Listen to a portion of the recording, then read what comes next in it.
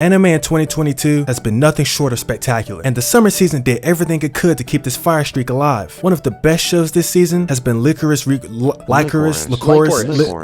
What the fuck? One of the best shows this season has been Lycoris Recoil, aka YURI John Wick. That Glock got a dick on it, but we ain't doing nothing with it, nigga. I've seen people boil this anime down to girls love with guns, and while that's not entirely wrong, there's much more going on than you think. I mean, the main character is literally Max Payne, nigga. Look at the movements. Twin really got unlimited bullet time. Our main girl, Chisato, also uses non-lethal bullets in a very lethal fashion, so what's there not to love? You know how in Spider-Man games it always says he doesn't kill people?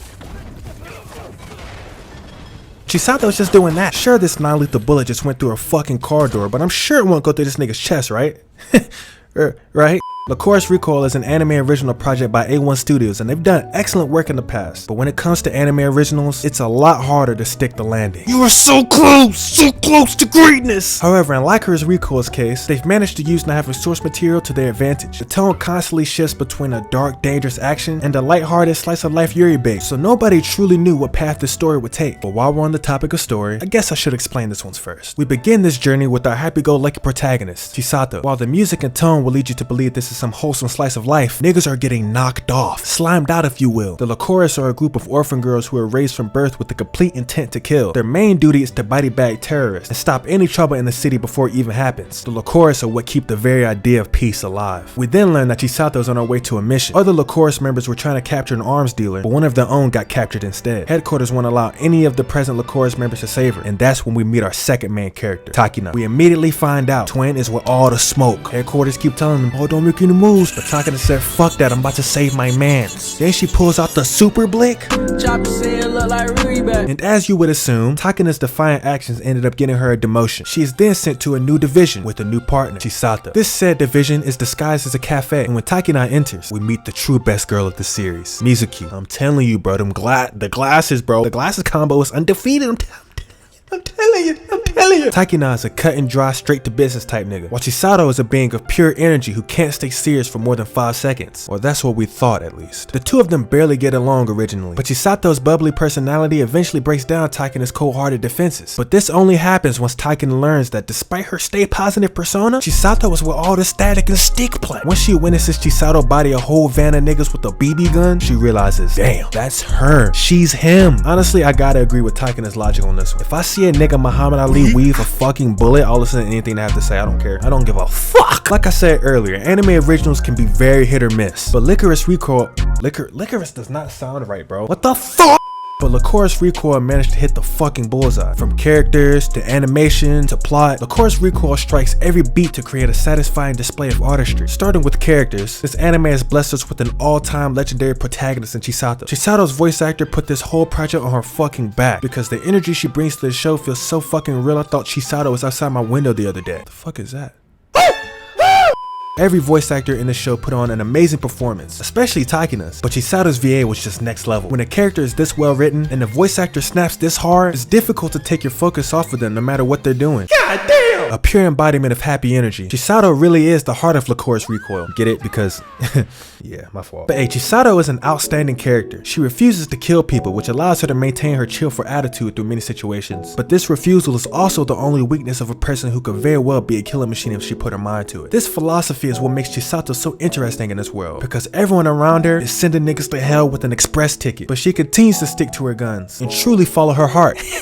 My fault. Even if it puts her in a worse situation in the end. Lucky for her though, she's got Takina to always watch her back. Takina's character development in just 13 episodes is wonderfully fulfilling. Watching her go from a cold-hearted murder robot to a living human being truly does make you feel happy for her. Although Takina is a great character herself, I think one of the coolest things about her is how she serves to give us a better understanding of Chisato. Yes, seeing Chisato go to preschool and give out candy is a way to show us how loving and kind her personality is, but seeing another character being affected bit by bit, episode by episode, I don't know, man. I just feel like that's such a slick and clever way to convey how strong her will is to stick to her goal of being everyone's savior. But yeah, every character in the show is dope though. Some of them might just seem like archetypes at first, but they deviate enough from the generic tropes to come into their own as original characters. Mizuki is one of my personal favorites because of I just gotta show love to my fellow glasses users out there, you feel me? And her character is really, you know what I'm saying, really cool.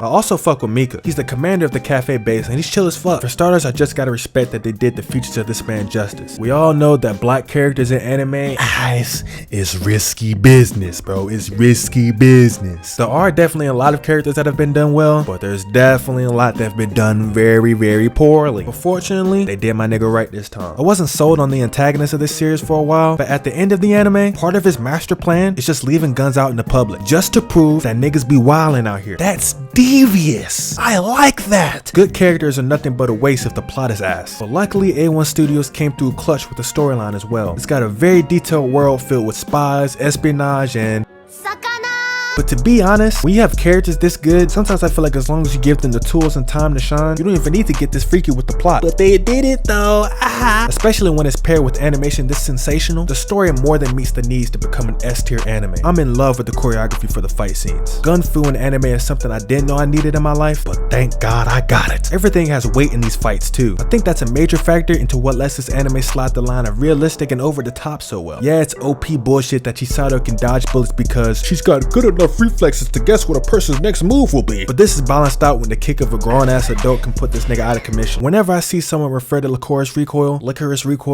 bro, I can't let it go. What the fuck? What's the word? It's too late. I'm going Lycoris, bro. I'm locked in. But no, she says Lyco Rico though. So then it's Lycoris. So it's Lycoris. It's Lyco Rico. Who the fuck is Rico, man?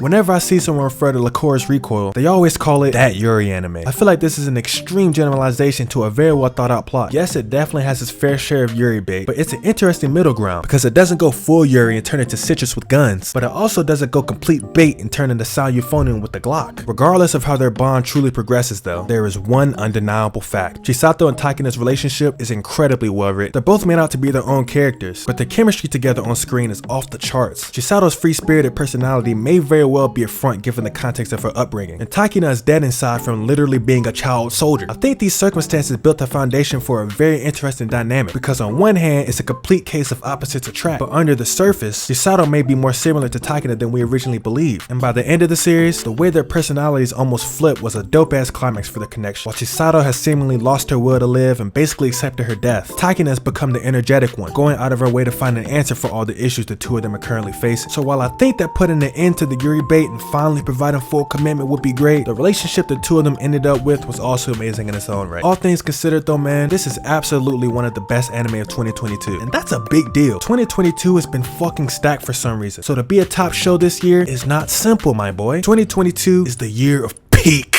I hope this show gets remembered because I'm gonna need y'all folks to slide that season 2 at some point. The streets need more Mizuki on God, on Zeus, on Neptune. But yeah, I appreciate y'all for watching, especially if you got this far, you know the vibe. Thank y'all so much for 500 subs. It means a lot, man, for real. So yeah, thank you to everyone who's watched or, you know what I'm saying, ever enjoyed any of this shit. I fucks with y'all. Thanks for watching this one, man, and have a blessed day, and deuces.